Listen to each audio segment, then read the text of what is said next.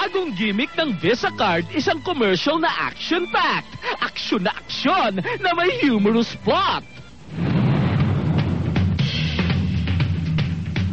Taga Hong Kong ang stunt coordinator, Australiano ang direktor, Amerikano ang executive producer, at ito pa ang isang shocker, Pinoy po ang creative director. At bida syempre, si Zhang Ziyi, ganda babae, bida rin sa Crouching Tiger, Hidden Dragon to, at sa Rush Hour 2. Ngayon, eto, taking the world by storm, sa stunts niyang Bibiliban mo Chong.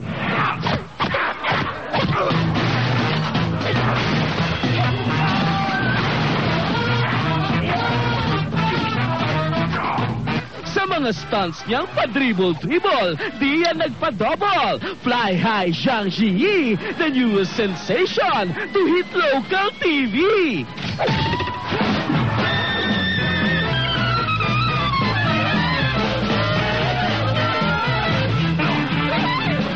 First time mong na-watch, akala mo you're watching movies to watch. At kung pamilyar ang mga camera tricks, ito ay dahil tumira ng mga gimmick, second director ng Matrix. Action-packed na may halong halakhak. Title nito ay Dining Out, tungkol sa sopas na napasobrang alat. The soup is too salty. Minasama ito ng chef na may topak. Biglang nag-freak out. It is not too salty!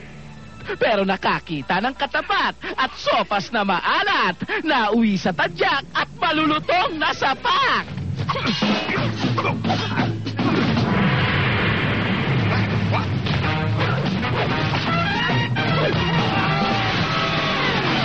At Diyos me, ang daming nawasak.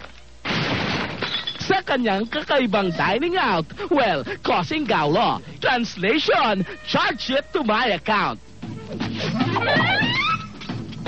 Ngayon, sopas ba'y maalat or what?